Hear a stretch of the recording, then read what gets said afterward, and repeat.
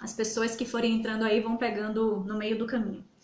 Tenho muita dificuldade, tenho pouca massa magra e a determinação do ortopedista. Olinha. Não entendi, a determinação do ortopedista é o quê? Limitar algum tipo de exercício ou alguma coisa assim? E aí por isso até que você talvez tenha uma dificuldade ao ganho, não é, para você não seria tão interessante ganhar muita massa magra? Boa noite. Bom, ganhar massa magra é difícil, tá, pessoal? Eu acho que talvez é mais difícil do que perder gordura. Ganhar massa magra é um processo árduo, até porque para quem às vezes está no esquema já de uma alimentação baseada em comida de verdade, que já aprendeu a lidar em comer apenas quando tem fome. Tem uma paciente minha que está aí que sabe bem disso. Então, quantas vezes eu já ouvi de paciente assim: ai, Paula, mas poxa, eu não aguento fazer uma quarta refeição no meu dia. Sabe assim, ai, Paula, tem comida demais no plano. Eu tô habituada em fazer agora só 3 refeições no meu dia. Tem que colocar essa quarta refeição? E aí o problema de cara, pessoal, é que quando a gente fala de ganho de massa magra, a gente não tá falando de comer quando tem fome. Realmente esse conceito não se aplica muito quando o objetivo é de ganho de massa magra. Não significa que você não consiga ganhar massa magra fazendo dessa forma, tá certo?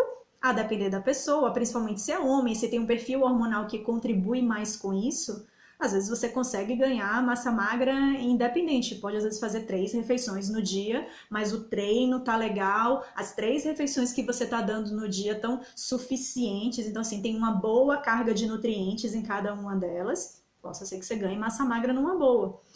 Mas, via de regra, se a gente simplesmente respeitar quando a gente tem fome e comer só quando tem fome, a possibilidade é que muitas vezes a gente não consiga alcançar no dia a quantidade mínima de nutrientes que a gente tem que colocar para dentro, tá certo?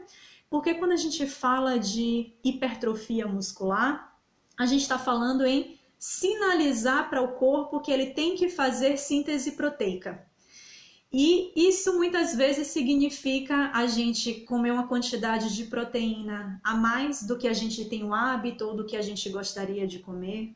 Consumir às vezes até uma quantidade de carboidrato um pouquinho a mais em cada refeição. Até recentemente eu recebi uma pergunta no Snap, eu acho, perguntando isso. Ai, Paula, meu objetivo é ganhar massa magra. Eu preciso colocar carboidrato em todas as refeições? Deixa eu bloquear aqui uma certa pessoa. Eu preciso comer carboidrato em cada uma das minhas refeições? Não necessariamente você precisa fazer isso em todas as refeições. Mas a gente vai discutir aqui um pouquinho hoje que o carboidrato, ele sim, ele parece ter uma influência bem positiva no ganho de massa muscular, tá certo? Mas assim, eu vou tentar seguir uma ordem aqui que eu delineei de pontos mais importantes. E o ponto que eu coloquei até como número 1 nem seria uma estratégia nutricional. Na verdade, assim, é o que eu considero que talvez seja um dos pontos mais importantes para existir hipertrofia, que é o treino. Então, assim, de nada adianta uma alimentação perfeita voltada para o ganho de massa muscular se você não estiver fazendo o que é essencial para se aumentar o tecido magro, que é dando o estímulo mecânico, treinando bem. E aí, óbvio, eu adoraria ter um profissional de educação física aqui que pode dar um parecer melhor do que o meu em relação a isso, mas a gente sabe que se o objetivo é ganhar músculo, o treino de força, ele entra como número 1. E sempre, pessoal, tem que ser um treino fora da zona de conforto. Se começa a ser aquele treino que a gente... Boa noite, gente. Se começa a ser aquele treino que a gente vai para academia, às vezes sai de um longo dia de trabalho, estressante, chega na academia cansado, não tá afim de estar ali, tá afim de estar no sofá em casa. Mas se obriga a fazer aquele treino meia boca, que a gente carrega aquele pezinho leve que já não faz a dor passa longe, né? Ou seja, um treino totalmente dentro da zona de conforto, esse tipo de treino não vai fazer a gente evoluir.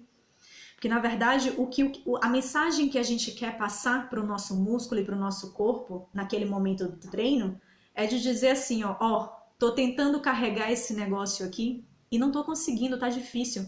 essa massa muscular que eu tenho agora aqui no meu corpo, ela não é suficiente para eu conseguir chegar a esse nível que eu quero, para carregar tal coisa, para tirar tal coisa do meu caminho. Então, você tem que fazer um treino que seja desafiador. Se o treino estiver dentro da zona de conforto, você provavelmente vai ficar sempre ali, tender a estaca zero. Principalmente quando a gente está principalmente quando a gente já está treinado. Porque assim, uma pessoa que simplesmente começa a fazer um treino de força agora, ela vai tender a ter ganhos. Independente, então assim, ela pode nem estar com a alimentação ideal, mas ela está com a alimentação mais ou menos, mas começou a treinar agora, ela já vai ter logo um ganho de massa corporal. O que é ótimo, até porque de início, para quem entra nessa vida agora, é importante porque eu acho que dá uma empolgada de cara, porque ele já consegue ver um resultado de imediato. Só que quando a gente fala de uma pessoa treinada, ou seja, uma pessoa que já está há bastante tempo fazendo treinamento de força, por exemplo, essas pessoas elas vão ter uma dificuldade muito maior em ganhar massa muscular ao longo do tempo, tá certo? Eu tenho até um gráficozinho legal aqui em relação a isso, mostrando que eu tô bloqueando as pessoas que estão entrando para perturbar, tá certo? Às vezes acontece isso. E caso eu não consiga bloquear algumas pessoas, eu acho que se três pessoas que estiverem assistindo clicarem assim, tocarem na fala da pessoa, ela é bloqueada, tá bom? Eu acho que só eu posso bloquear direto, mas vocês podem bloquear dessa forma também. Sim, mas basicamente, voltando lá ao tipo de treinamento.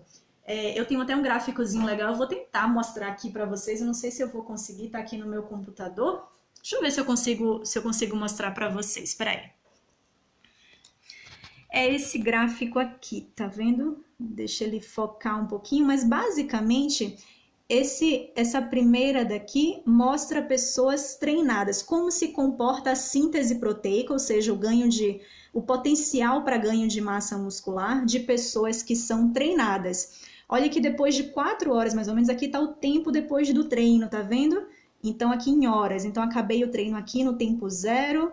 Lá no meu tempo, 4 horas, mais ou menos, é quando eu tenho um pico de potencial para síntese proteica, digamos assim. Isso nesse carinha daqui, né? Que é o carinha treinado. E logo depois dessas 4 horas começa a cair vertiginosamente, tá vendo?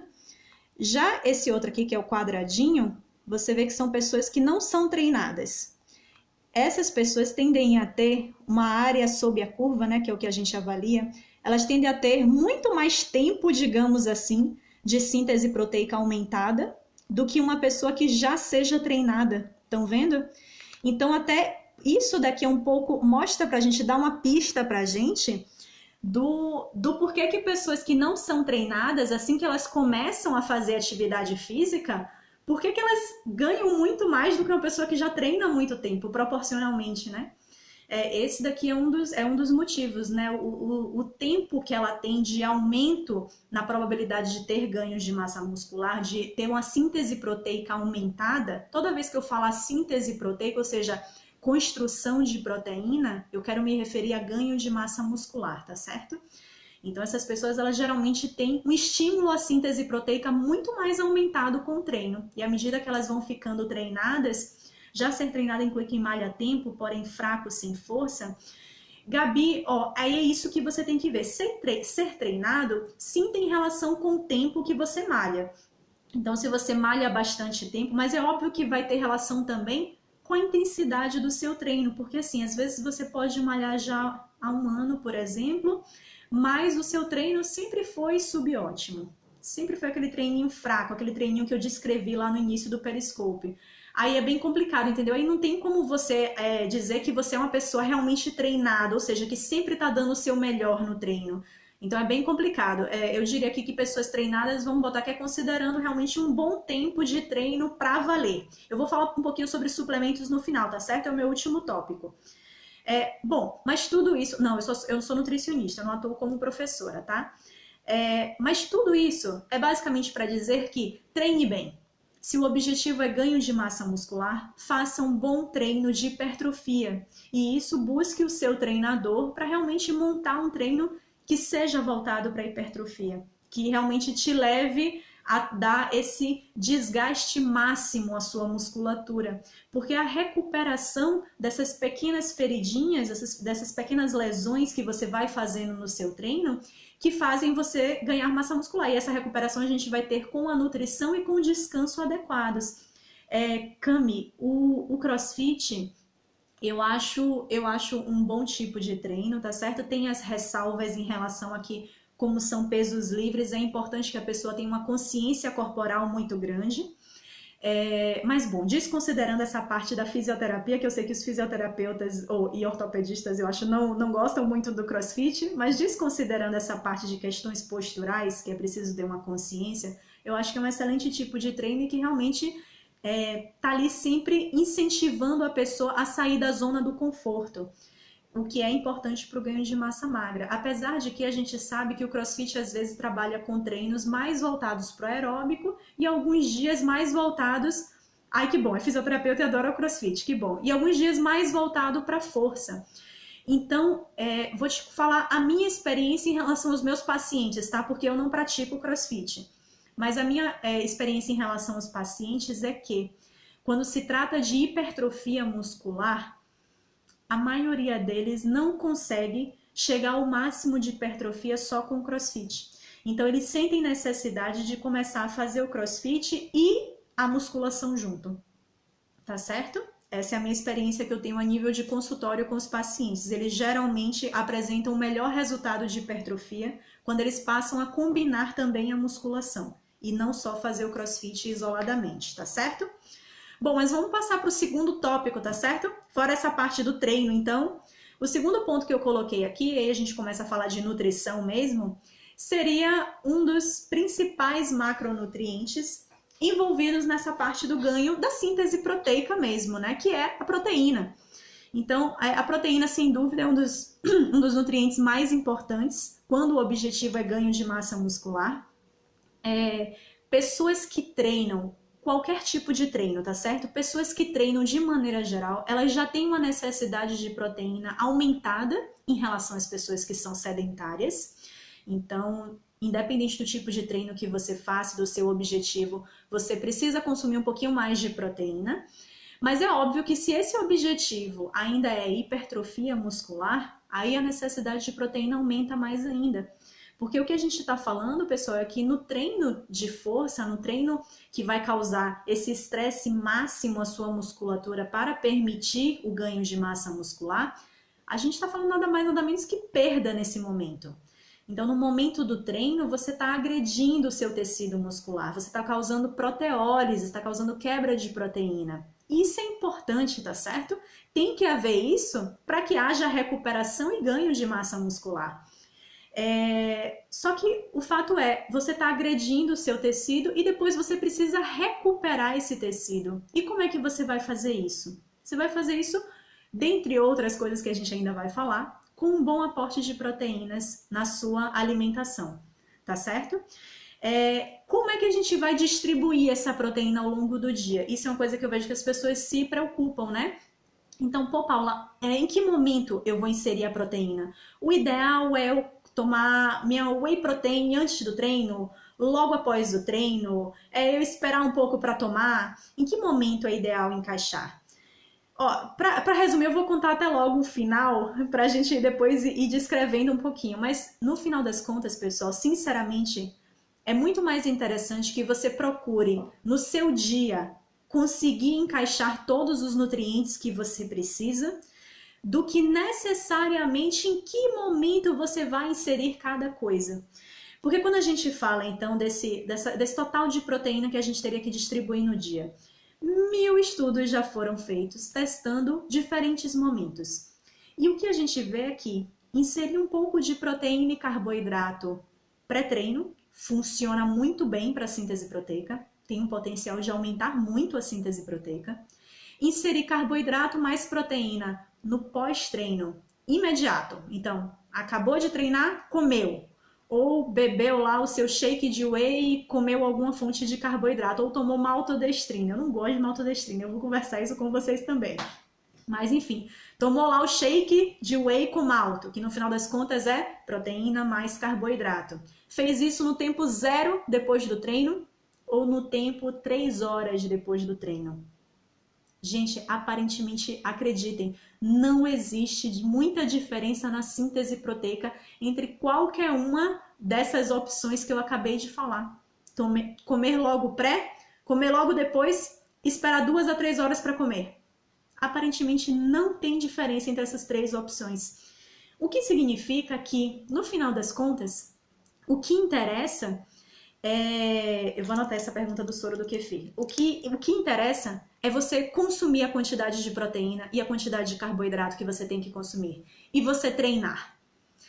Como a gente viu naquele gráfico ali que eu acabei de mostrar, talvez realmente o pós-treino ele não seja o melhor momento para se entrar em jejum. Então eu vejo isso muito acontecer quando as pessoas treinam à noite. Então já cansei de receber paciente que fala, não, Paula, então eu treino à noite super tarde, eu vou 9 horas para academia, treino, volto para casa, vou dormir. Eu não como mais nada realmente porque eu não tenho fome, já tá no horário de dormir, eu vou dormir. Só anotar aqui a pergunta, soro de kefir. Não é o ideal fazer isso. Eu realmente não julgo o ideal. Óbvio que você minimiza a situação se você conseguiu logo antes do treino dar um bom aporte de proteína e carboidrato. Você provavelmente vai estar já estimulando a sua síntese proteica mesmo no pós-treino. Ok, menos mal. Mas fato é, lembrem daquele gráfico que eu mostrei. Então assim, é um momento em que você está propenso a ter síntese proteica.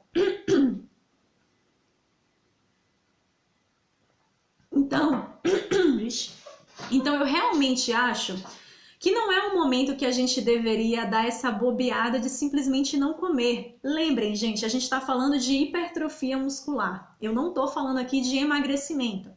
Para emagrecimento, a gente usa esses conceitos de coma quando tem fome. Mas quando o objetivo é ganho de massa muscular, o que a gente puder sinalizar de síntese proteica, a favor da síntese proteica, a gente vai sair ganhando. A chance de construir mais tecido magro é maior. Então eu acho que a gente não pode dar mole, digamos assim, nesses momentos específicos de maior síntese, a gente deixar de mão. Até só o carbo nessa situação aí cairia melhor do que jejum, né? Aline, cairia melhor sim, eu vou te explicar o porquê. O carboidrato nessa situação, porque assim, gente, tem duas coisas, tem 2 mecanismos que a gente tem que, um a gente tem que inibir e o outro a gente tem que estimular para ganhar massa muscular. O que a gente deveria inibir é o catabolismo proteico. Tudo que é catabólico a gente se refere à quebra, à perda, digamos assim. Então a gente tem que buscar inibir o catabolismo proteico e fomentar, tentar aumentar a síntese proteica. O que é que o carboidrato faz? Mais precisamente, o que é que a insulina faz? A insulina é um excelente anticatabólico. Então, sem dúvida nenhuma, quando você consome carboidrato no seu pós-treino, a insulina vai estar, pelo menos, e realmente ela só vai fazer isso, ela vai estar inibindo o catabolismo, que foi um catabolismo que necessariamente você começou lá no seu treino, porque o treino ele é degradante, tá certo? Mas o carboidrato sozinho, bom, ele provavelmente seria melhor do que nada, porque pelo menos o carboidrato sozinho vai inibir o catabolismo, vai inibir a quebra. O jejum, obviamente, você em teoria poderia continuar com essa leve quebra, essa leve perda de aminoácidos ali, né? Mas quando a gente fala em associar carboidrato com proteína, sem dúvida essa é a melhor opção. Por quê? O carboidrato ele vai simplesmente inibir catabolismo e a proteína, sim, vai fazer aumentar a síntese proteica. Ela vai fornecer os nutrientes suficientes para você agregar a sua musculatura que foi lá prejudicada, que teve as pequenas lesões. E fora que, óbvio, a gente sabe que alguns aminoácidos específicos, principalmente a leucina, que é um dos BCAAs, né, um dos aminoácidos de cadeia ramificada, a gente sabe que a leucina ela consegue ir lá em algumas vias específicas e estimular essas vias de síntese proteica. Então, você já está num momento propício para o ganho de massa magra, e aí você entra com os nutrientes que vão acelerar, que vão aumentar mais ainda esse ganho de massa muscular, tá certo? Nutrient Time, Matheus, eu vou falar assim um pouquinho, porque na verdade o que é o Nutrient Time, né? É justamente esse lance, eu não sei se você entrou a tempo, Matheus, quando eu falei isso, mas esse time é justamente quais seriam os momentos ideais de se jogar os nutrientes, seja ele qual for, proteína, carboidrato, gordura, quais seriam os momentos ideais para se jogar esse nutriente para ele promover uma síntese proteica máxima, digamos assim. Se o objetivo é ganho de massa muscular, né? Por exemplo, porque o objetivo daqui que a gente está falando, o objetivo que a gente está falando hoje aqui é esse, é ganho de massa muscular. Matheus, sinceramente, quanto mais eu leio sobre o assunto, menos eu vejo que tem motivo a gente ficar com tanta neura em relação a isso. Porque como eu estava descrevendo aqui, logo depois que a gente dá o estímulo do treinamento de força, o nosso nível de liberação hormonal que aumenta, né, nossos hormônios anabólicos se aumentam após um treino de força, a situação anabólica, digamos assim, que o nosso corpo gera para o ganho de massa muscular nesse momento, ela varia muito pouco entre o momento 0 e o momento 3, 4 horas pós-treino. E ainda tem muitos autores que dizem que depois de um treino de força, você mantém o seu corpo estimulado por 24 horas ou mais ao ganho de massa magra. Então, eu acho que acaba sendo coisa demais desnecessária para a gente ficar pensando em que momento específico inserir 10 minutos ou 1 hora depois o que é melhor. Porque aparentemente isso não conta muito. Uma coisa que é importante, gente, a gente pensar é o seguinte, como eu falei ali, é muito mais importante que a gente entenda qual é o montante de nutrientes que é interessante a gente comer num dia, e às vezes distribua isso de maneira mais confortável, o que for mais confortável para a gente fazer ao longo de um dia. Sempre lembrando só de alguns detalhes, lembrando que esse momento pré-treino, né, esse momento que rodeia o treino, ele é um momento que é um pouco mais propício para a gente ter síntese proteica, então eu acho que é um momento que a gente tem que sim zelar por ter uma boa nutrição ali nesses 2 horas pré e pós que rodeia o treino, tá certo? E lembrando também de um detalhe, aparentemente a quantidade de proteína que a gente deve comer por refeição, existe um mecanismo que eu esqueci o nome agora porque eu não anotei aqui, mas se eu não me engano em português se traduz para teoria da sacola cheia, se eu não me engano. O que é que seria isso? Quer dizer que eu como proteína, aí comi aqui, sei lá, 10 gramas de proteína, 15 gramas, 20 gramas de proteína, tudo na mesma refeição. Aparentemente, a partir dos 30 gramas de proteína, a partir daí, ou seja, comer 30 ou comer 40, 50, 60 gramas, considerando uma pessoa que não usa hormônios anabólicos, tá certo? Eu tô falando aqui de fisiologia normal. Então, uma pessoa que não está em uso de nenhum hormônio anabólico. Então, a fisiologia normal, aparentemente, até 30 gramas de proteína, full bag theory, é isso mesmo, teoria da sacola cheia. Eu acho que é esse o nome que traduziram para português. Aparentemente comer além de 30 gramas não vai trazer benefícios extras. O que são 30 gramas? 20 a 30 gramas de proteína. O que é que seria isso? Em termos de carne, por exemplo. Se a gente fosse pensar de maneira prática, em torno de 25% de uma carne, do peso da carne é proteína. Então, se a gente fala de um bife de 100 gramas, esse bife de 100 gramas tem mais ou menos 25 gramas de proteína, tá certo? Um ovo tem mais ou menos 7 gramas de proteína. Ok? Uma dose de whey protein de 30 gramas tem na faixa de 22 a 27 gramas de proteína. Então, basicamente, comer um bife, que é um bife pequeno, de 100 gramas, já seria suficiente para fornecer uma boa quantidade de proteína para a gente em uma refeição, considerando-se esse estímulo máximo à hipertrofia, sabe? Então, quando eu vejo uma pessoa que ela enche o prato dela de carne, óbvio, que eu sei que às vezes, a depender até, pode ser uma orientação do próprio nutricionista isso, não necessariamente a proteína vai estar no prato da pessoa só para cumprir função, pensando-se em síntese proteica, pensando em ganho de massa muscular. A proteína, às vezes você pode comer uma quantidade a mais de proteína no seu dia, pensando-se em saciedade, por exemplo. Então, a proteína ela não serve para cumprir apenas uma função. Você pode, às vezes, comer a mais, sabendo que esse a mais não vai gerar estímulos extras na síntese proteica, mas ele vai estar lá cumprindo outras funções, tá certo? Mas fato é, Talvez fosse interessante a gente tentar fracionar a proteína no nosso dia, pensando se em sempre fornecer esse estímulo máximo à síntese proteica. Seria interessante a gente fracionar essa proteína, algo em torno de 20 a 30 gramas de proteína por refeição, tá certo? Quando a gente fala em termos de ganho de massa muscular, geralmente a gente usa a dosagem de 1,5 a 2 gramas por quilo de peso de proteína por dia, tá bom? Aí até geralmente surge a pergunta em relação à proteína e problema renal. É uma questão que as pessoas sempre me perguntam, né? Ah, Paula, vamos trabalhar a hipertrofia, né? Eu explico que eu vou aumentar a quantidade de proteína da dieta. E aí a pessoa geralmente me vem com essa pergunta, né? Pô, caramba, mas e aí? Problema renal, eu tenho que beber mais água agora nessa dieta? Como é?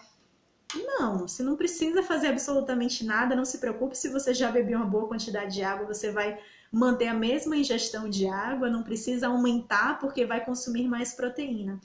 Fato é, gente, hoje se você abrir qualquer livro de fisiologia hoje, você encontra essa frase lá. Comer proteína em excesso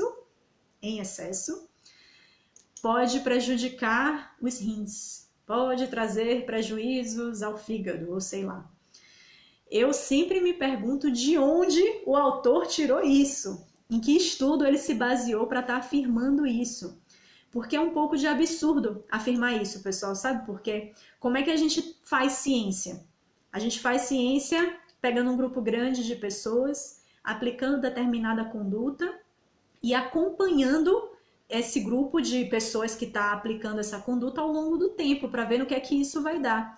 Então pense como é que seria um protocolo, digamos assim, um estudo para eu testar o quanto de proteína é seguro por dia. Eu teria que pegar um grupo de pessoas, aí vai lá, tô eu, Paula, lá no meio, e aí o pesquisador vai e ele vai me dar, na primeira semana, 10 gramas de proteína, 1 grama de proteína por quilo de peso, na segunda semana, 3 gramas de proteína por quilo de peso, e vai aumentando. A cada semana ele vai aumentando até eu ter uma lesão renal. Aí fiquei com um problema no rim, aí o pesquisador tem a resposta dele. Opa, Paula se ferrou agora aqui, ficou com esse problema no rim, e o rim dela teve essa lesão quando eu atingi 10 gramas de proteína por quilo de peso. Imagine.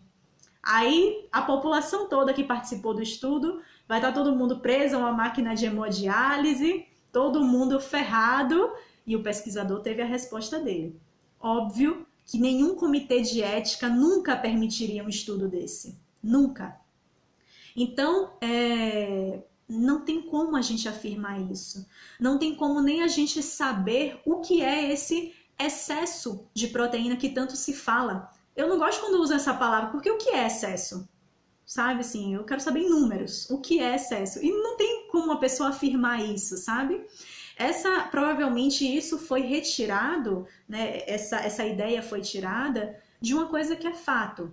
É que excesso de proteína, e aí eu sei dizer quanto é, geralmente acima até da quantidade normal, 1 grama, 1,2, para uma pessoa que tem uma lesão renal, isso pode agravar a lesão renal dela, tá certo? Então, se eu já tenho uma lesão renal, tenho insuficiência renal, por exemplo, causada por um diabetes mal controlado. Se eu já tenho uma insuficiência, eu posso agravar, piorar a lesão renal se eu passo a consumir muita proteína no meu dia. Entendeu, gente? Então, não se preocupem se você tem um rim saudável, não tem por que se preocupar em aumentar um pouco a quantidade de proteína no seu dia. Porque se o seu objetivo é hipertrofia e se você está treinando, você necessariamente precisa consumir um pouco mais de proteína do que a média da população. Vamos continuar falando sobre o rim? Então eu acho, pessoal, que a confusão acaba vindo muito dessa parte de se a pessoa já tem uma lesão renal ou não. Se ela já tem uma lesão renal, ela pode agravar essa lesão com o consumo alto de proteína. Diferente de uma pessoa que ela não tenha lesão renal, que ela tenha um rim completamente saudável, e isso a gente avalia pelo próprio exame de sangue em relação à ureia e creatinina. em relação à filtração, a taxa de filtração glomerular, né, a estimativa. Então, se a pessoa tem um rim plenamente saudável, não tem por que ela ficar encrencando com isso, tá certo? A necessidade de proteína realmente ela vai estar aumentada se o objetivo é ganho de massa muscular. Me perguntaram sobre o whey protein. Eu, particularmente, gosto do suplemento whey protein. Assim como qualquer produto industrializado, o único problema é que vai ter um pouquinho de aditivo químico ali dentro, então vai ter algum conservante. Aí eu acho que é super importante a análise de qual marca você vai escolher, porque tem marcas que elas são mais limpinhas, digamos assim, e já tem marcas que elas vão ter muito adoçante de má qualidade, vai ter muito corante, muito flavorizante, muito conservante. Então, quanto mais você puder escolher uma whey que seja limpa, que tenha, se for adoçada, que tenha adoçantes naturais, que seja aromatizada, né, que o sabor venha de algo natural. Eu prefiro não falar sobre marcas aqui no Periscope, tá certo? Mas tem como você descobrir isso dando uma lida na lista de ingredientes, tá certo? Então, leu a lista de ingredientes, viu que não tem muita bruxaria ali, não tem muito nome desconhecido, essa é uma boa whey. E eu acho o whey uma coisa válida para ser usada muito como um tapa-buraco, sabe? Assim, então, se eu tô no meu período da tarde às vezes, ou então se eu treino e, sei lá, vou direto pro trabalho, por exemplo. E, Paula, não me venha com essa de eu ter que levar alguns ovos mexidos na marmita, porque eu não vou levar. Tem homem muito que encrenca com isso, né? Não me passe ovo cozido, porque é uma vergonha comer ovo cozido no trabalho. Então, às vezes, para quem tem esse tipo de neura assim, dá pra gente usar o whey protein, sabe? O whey protein acaba que é uma excelente fonte de proteína. E, óbvio, vai ter os prós, vai ter os contras em relação a ser um alimento industrializado, a ter um pouquinho de conservante, mas, sinceramente, eu acho que às vezes é válido, sabe? Eu acho que a gente tem que tentar ao máximo sempre ir pela linha natural. E até a própria Sociedade Internacional de Nutrição Esportiva, ela deixa claro isso, assim, nas posições oficiais dela. Ela acha que as pessoas devem tentar ao máximo alcançar toda a sua cota de nutrientes que precisa, sempre seguindo uma alimentação o mais natural possível. Mas, se você não consegue, por qualquer motivo, atingir isso através da alimentação natural, seja por conta de rotina ou alguma coisa assim, eu acho válido sim você encaixar o whey, tá certo? Ó, Aline, uma que realmente eu gosto, eu não ganho nada da marca para falar isso, tá certo, pessoal? Que fique bem claro. Mas uma que eu gosto muito é a da Essential Nutrition. Realmente a Essential é uma marca que assim, chegou no mercado com alguns produtos interessantes e pensando nessa parte de fazer um produto mais limpo possível, com o mínimo de aditivos químicos, tá certo? Eles usam adoçantes de boa qualidade, então eu gosto muito da deles. Mas assim como a deles, devem existir algumas outras aí no mercado, é só ler a lista de ingredientes. Eles só trabalham com whey hidrolisada. Até já que a Aline falou nesse lance da hidrólise, não necessariamente precisa se pegar o whey hidrolisada, tá? Porque eu vejo muitas pessoas falando assim, mas o whey hidrolisada é a melhor, né? Olha, ela é a que vai ser mais rapidamente absorvida. Para quem tem algum tipo de alergia, sem dúvida ela é a menos alergênica, porque a proteína ela já vai digerida para você. Então, a gente tem alergia à proteína inteira. A gente não tem alergia aos pedacinhos da proteína. Então, sem dúvida, tem essas características interessantes, mas o processo de hidrólise é caro. Então, as wheys hidrolisadas, geralmente, elas têm um valor muito superior a uma whey isolada ou concentrada. Então, assim, infelizmente, a Essential que eu acabei de citar, ela só trabalha com whey hidrolisada. Mas, se por acaso ela trabalhasse com a concentrada ou isolada, eu, particularmente, iria preferir comprar que tem o melhor custo-benefício, tá certo? Bom, vamos continuar aqui em relação, então, deixa eu ver, já falei aqui de quando consumir. Então, em relação, por exemplo, ao carboidrato. O carboidrato é um ponto importante no ganho de massa magra, tá certo? Às vezes a gente faz a transição, né, de um paciente que ele vinha emagrecendo, mas aí ele chegou num percentual de gordura ótimo e agora ele quer ganhar massa muscular. Então ele vinha consumindo pouco carboidrato E aí agora eu explico a ele que ele vai ter que aumentar a ingestão de carboidrato para ele. Meu Deus do céu. Ave Maria, o paciente só falta surtar. Ele já está habituado a comer pouco carboidrato e ele quer se manter no pouco carboidrato. Mas é importante a gente saber, pessoal, que a ingestão do carboidrato, é isso aí, Aline, é para você mesmo essa mensagem. Então, o carboidrato inserido nos momentos mais propícios, e aí eu te diria que esse momento em volta do treino talvez seja o mais interessante, principalmente até no pós-treino, considerando que durante o treino vai ter todo esse catabolismo, digamos assim, vai ter esse leve catabolismo. Prestem atenção numa coisa, gente.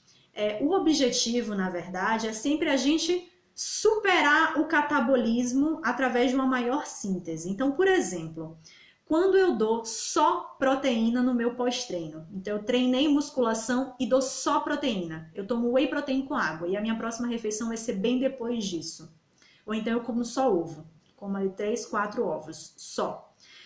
Como eu dei só proteína, basicamente, no caso do ovo, proteína e gordura, eu não vou conseguir inibir tanto o meu catabolismo, mas a minha síntese vai superar esse catabolismo. Então, de qualquer forma, eu vou ter ganhos, eu vou tender a ter ganhos. Mas quando eu somo essa proteína ao carboidrato, eu não só tenho aumento na síntese proteica, como eu tenho diminuição no catabolismo. Então, eu tenho muito mais ganho. Vocês entendem?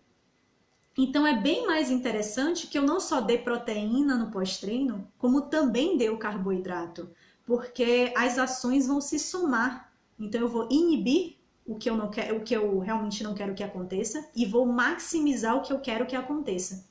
Então, a soma disso vai ser uma síntese proteica maior, vai ser um ganho de massa muscular maior. Em termos de proporções, para vocês terem uma ideia, a literatura diz pra gente que uma quantidade legal para se trabalhar para ganho de massa muscular é na casa de relação carboidrato-proteína, tá? É na casa de 3:1 a 4:1. Eu acho que eu nunca trabalhei com essa dosagem só para aquele meu paciente que é assim, magérrimo, aquele paciente alto, magro, que não ganha massa muscular com nada, sabe? Para ele, talvez, eu tenha trabalhado na casa dos 3 a 4:1 de carboidrato, porque isso significa você consumir 20 a 30 gramas de proteína, e aí, digamos, 4 vezes, você consumiria 80 a 120 gramas de carboidrato. É muita coisa! Isso eu tô falando só no pós-treino, tá certo? É no pós-treino, não é no dia inteiro. 120 gramas de carboidrato é o que eu, Paula, consumo no dia inteiro. Mas isso é para vocês terem uma noção que a literatura científica está a favor de botar carboidrato goela abaixo para ganhar massa muscular. Então isso aparentemente tem um efeito sim muito positivo, tá certo? Não tem como a gente minimizar o papel da insulina nisso. E uma coisa importante também, sempre me perguntam muito sobre BCAA, né? Os aminoácidos de cadeia ramificada, eles têm um papel muito importante, tá certo? Eles estão espalhados em todos os alimentos proteicos, né? Em torno de 25 a 30% da proteína de um alimento, considerando uma fonte animal, por exemplo, é de aminoácidos essenciais, tá certo? E os BCAAs, os aminoácidos de cadeia ramificada, se incluem nesses aminoácidos essenciais. Então, assim, eles têm um papel importante para diversas coisas. Mas eu vejo muita gente utilizando BCA, só assim, tipo, eu vou tomar um BCA e agora vou pro meu treino, fazer aquele treininho rápido de musculação, né? O mesmo que esteja num treino bom. E o objetivo que a pessoa geralmente coloca esse BCA é inibir catabolismo, né? É evitar a perda de massa muscular durante o treino.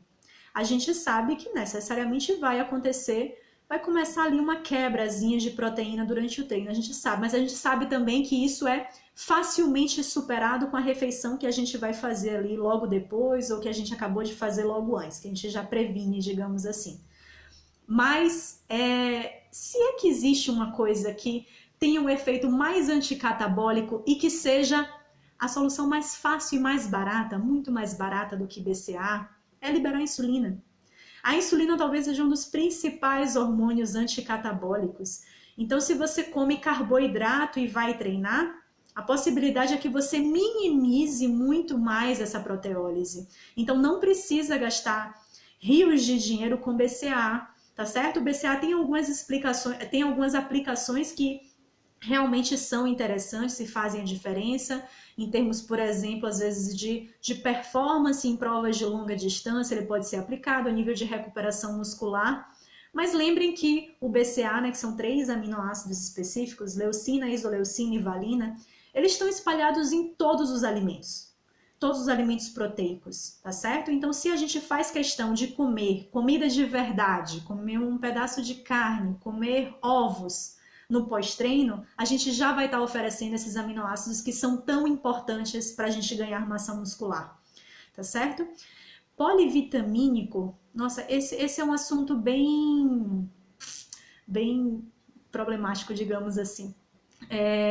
Tem opiniões e opiniões, tá certo? Sobre polivitamínico. A minha particular é desnecessário. Eu, particularmente, não prescrevo polivitamínico para os meus pacientes. Eu gosto de tratar deficiências. Então, se existe alguma deficiência, a gente vai corrigir isso através de um suplemento manipulado, ou, se der para corrigir só através da alimentação, prestando atenção e incluir na alimentação mais fontes específicas daquele nutriente, eu até prefiro. Porque hoje, quando a gente estuda a suplementação de vitaminas e minerais, a gente vê que muitas vezes elas são ineficientes, tá certo? Elas são ineficazes para o propósito, para o que elas se propõem. E muitas vezes até, a depender do que você esteja suplementando, e a gente tem alguns exemplos disso na literatura científica, como por exemplo, suplementações de algumas vitaminas e minerais antioxidantes em casos específicos de cânceres, por exemplo. A gente sabe que às vezes você pode piorar o caso da pessoa se você suplementa antioxidantes. Pô, antioxidante, que em teoria é ótimo para a saúde. Em teoria combate toda a inflamação, então por que raios poderia ser ruim isso para a saúde? Mas o que as pesquisas mostram é que a depender do caso, sim, você pode piorar uma situação. Então eu acho que às vezes é desnecessário a gente ficar com essas preocupações além da conta. Assim, se preocupe em ter uma boa alimentação. Para mim, a parte de suplementos, gente, é assim, eu acho que cabe a suplementação, principalmente quando você já faz o básico certo. Porque o que eu vejo é que muitas pessoas nem o básico fazem certo. Elas nem sempre treinam bem, elas nem sempre se alimentam, comem comida numa quantidade suficiente, numa qualidade suficiente, e nem sempre descansam bem. Esse é o tripé, tá? Esse é o tripé para você ter qualquer resultado em termos de estética corporal e em termos de saúde também. Você tem que treinar bem, se alimentar bem e dormir bem. E isso é uma coisa muito difícil de se ter hoje em dia, principalmente a parte do sono. Então, ou você faz o básico, que são essas 3 coisas, com maestria, a partir daí sim que a gente vai entrar com suplementação. Falando já de suplementação, porque, assim, muitas vezes, suplementar um BCA. Então você fala, Paula, mas não tem estudos mostrando que durante o treino, se eu suplemento um BCA, por exemplo, durante o treino, eu não posso otimizar a síntese proteica? Olha, tem estudos mostrando isso. Mas, sinceramente, a nível clínico, será que isso vai te trazer esse resultado todo? Talvez isso traga até um resultado para um fisiculturista. Porque um fisiculturista talvez seja o exemplo máximo do cara que treina perfeito, se alimenta perfeito e faz questão de descansar muito bem. Então ele sabe o que ele tem que fazer para conquistar mais massa muscular. Fora que, obviamente, com o uso dos hormônios anabolizantes, a síntese proteica dele está muito aumentada. Ia tocar nesse ponto agora, creatina. Então, assim, da lista de suplementos, o único que eu trabalho com os meus pacientes, geralmente para um paciente que já é treinado, obviamente, então aquele paciente que já tem um bom tempo treinando, já tem uma alimentação direitinha, descansa bem. Para essas pessoas eu gosto muito de trabalhar com creatina. A creatina é um dos suplementos mais estudados da literatura científica. É um dos suplementos que comprovadamente ajuda na hipertrofia. E olha que é muito difícil, tá? É muito difícil você ter qualquer coisa na literatura científica que comprovadamente faça algum efeito. porque sempre são feitos muitos estudos e existem muitos resultados diferentes, discrepantes, mas creatina é uma coisa que comprovadamente ajuda na hipertrofia, tá certo? Então é um suplemento que é legal de se trabalhar assim, quando você já tem um bom nível de treinamento e quer ter algo mais no ganho de massa muscular. O objetivo da creatina é ser estocada lá dentro da nossa célula muscular. Não precisa ser necessariamente pré-treino ou pós-treino, pode ser qualquer momento do dia, desde que ela seja acompanhada de uma fonte de carboidrato, porque a liberação insulínica é interessante para a gente captar melhor essa creatina, tá certo? É verdade que ela prejudica rim? Não. Ela não prejudica, tá certo? Nem rim, nem fígado, nem nada desse tipo. A creatina, por um determinado tempo, foi banida pela Anvisa, proibida a venda aqui no Brasil. Mas quando a gente vai resgatar quais estudos que talvez tenham levado a Anvisa a fazer essa proibição, a gente vê que são coisas meio sem pé nem cabeça. Às vezes eram pessoas que usavam doses absurdas de creatina por dia, associada ao uso de anabolizantes, que esse sim a gente sabe que tem um potencial nefrotóxico muito grande. Mas aqui em São Paulo, inclusive, tem um grupo de pesquisadores que pesquisa muito sobre creatina. Tem o pesquisador Bruno Gualano, que se vocês forem buscar material em creatina aí pela internet, vocês vão ver que tem muita publicação desse grupo, que é o grupo do Lancha Júnior. E, nossa, eles fazem muita pesquisa com creatina e já tem, assim, gente suplementando creatina há anos, pesquisas sendo feitas, acompanhando pessoas há anos com suplementação de creatina e não traz qualquer tipo de problema renal, tá certo? Então esse é um grande mito. Qual a quantidade ideal de carboidrato na alimentação? Carla, essa pergunta é difícil demais, porque a gente teria que saber qual é o objetivo e, assim, muito além do objetivo é como é que o seu corpo funciona. Porque existem pessoas, Carla, que elas são naturalmente mais sensíveis à insulina. O que é isso? São pessoas que comem uma quantidade grande de carboidrato e elas só precisam liberar um pouquinho de insulina. Elas só precisam liberar um pouquinho de insulina para internalizar todo esse carboidrato. Já tem pessoas que naturalmente têm uma resistência à insulina. São pessoas que elas tendem a consumir uma quantidade X de carboidrato e o pâncreas dela sofre, digamos assim, para poder liberar uma quantidade enorme de insulina. Eu não consegui ler a pergunta, daqui a pouco você repete, tá? E elas têm que liberar uma quantidade enorme de insulina e geralmente essas pessoas elas têm uma tendência a acumular gordura com mais facilidade. Então a quantidade de carboidrato que a gente vai colocar, vai trabalhar na alimentação, vai depender muito disso. Então pessoas que geralmente tendem a ser aquele magro de ruim, sabe? Aquela pessoa que come bolo de chocolate com milkshake no meio da semana e não ganha nada de gordura, esses infelizes, que é a menor parte da população, essas pessoas elas são mais sensíveis à ação da insulina. Então elas provavelmente você pode trabalhar com quantidade muito maior de carboidrato, óbvio, carboidrato de boa qualidade, tá certo? Não porque uma pessoa é sensível à insulina, você vai encher ela de açúcar. Isso provavelmente ao longo do tempo vai deixar ela resistente à insulina. Então com essas pessoas você tem muito mais liberdade com carboidrato. Você pode tocar carboidrato em todas as refeições, botar mandioca goela abaixo, batata doce goela abaixo, botar tapioca e a miserável não ganha gordura e vai ganhar massa muscular, entendeu? Então vai depender muito. Por favor, quem fez a pergunta, faz a pergunta agora. A pergunta grandinha, que eu não cheguei a ler. Sobre tríbulos, Matheus, não existe evidência científica de que ele ajude a aumentar a testosterona. Tá certo? Em teoria, o tríbulos ele ajudaria a melhorar, a potencializar a liberação natural que a pessoa tem de testosterona. E isso, consequentemente, se você tem mais hormônios anabólicos circulando, você sim está mais propenso a ter uma síntese proteica maior, claro. Geralmente, tríbulos e alguns outros fitoterápicos, eles são muito utilizados, o que a gente chama de TPC, que é a terapia pós-ciclo. Então, a pessoa que ela fez uso de anabolizantes, por exemplo, ela geralmente é interessante que ela faça um uso de alguns fitoterápicos, entre eles geralmente se utiliza o tríbulos, para que o corpo volte naturalmente a aumentar essa produção hormonal. Porque geralmente se você está dando de maneira exógena, o seu corpo vai parar de produzir, ou vai produzir muito pouco. Então, quando você cessa o uso desses hormônios, é importante que você estimule de maneira natural o seu corpo a aumentar a produção dele endógena. Só que fato é, gente, principalmente já que a pergunta partiu de homens, quando a gente fala de homens jovens principalmente, aí que a evidência cai a quase zero de que isso vai ajudar em alguma coisa. Porque pense que, em teoria, vocês estão numa idade, e o sexo de vocês permite isso, uma idade de produção máxima de hormônios anabólicos. Então, você jogar aí um fitoterápico que talvez tenha uma ação mínima no aumento, não vai fazer cosquinha, entendeu? Aminoácidos manipulados com a proposta de equilíbrio molar e alta absorção faz sentido. Vixe, Wagner, que pergunta tensa. Repete aí pra mim que eu não consegui nem assimilar ela de novo. Ela direita. Fazer a manipulação de aminoácidos com o objetivo o quê? De otimizar a osmolaridade, é isso?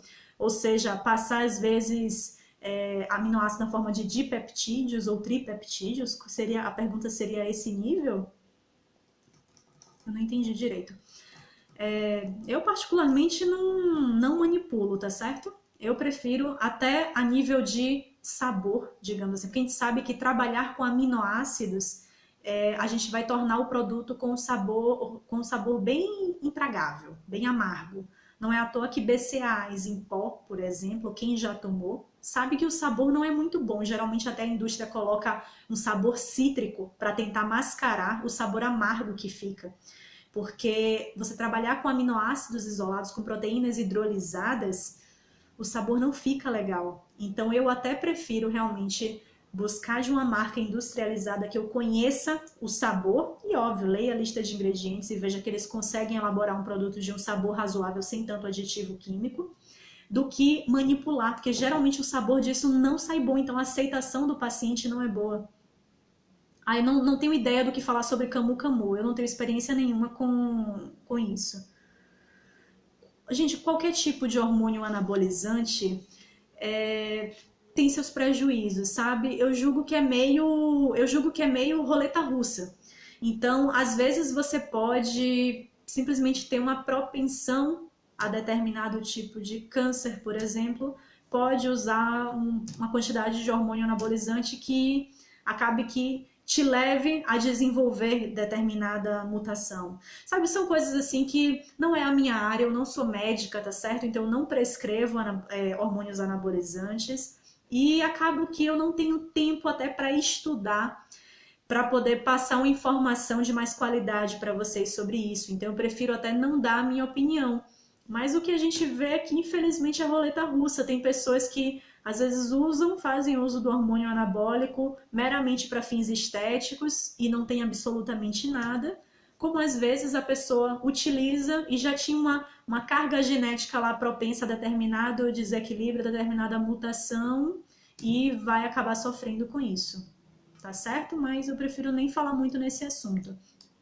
Qual a melhor fonte de carboidrato para consumir junto com a creatina? Mas seria qualquer uma, na verdade, tá certo? Não tem muito não. Eu particularmente sempre prezo pelos carboidratos naturais. Então eu nunca vou passar para o meu paciente suplementação de carboidrato, ou seja, pedir para ele comprar uma maltodestrina, uma dextrose.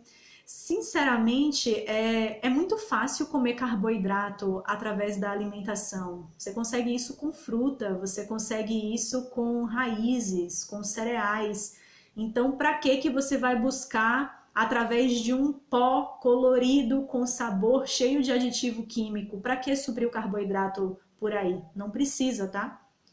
Em relação à glutamina, eu acho que tem algumas aplicabilidades sim para a glutamina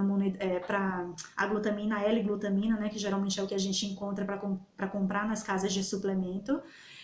Principalmente a ação da glutamina vai ser em relação à imunidade. Ela tem um papel interessante a nível de melhora da qualidade da barreira intestinal, que a gente sabe que é a nossa primeira barreira imunológica, digamos assim. Então, pessoas até que têm problemas intestinais, têm algumas inflamações, elas se beneficiam do uso de glutamina.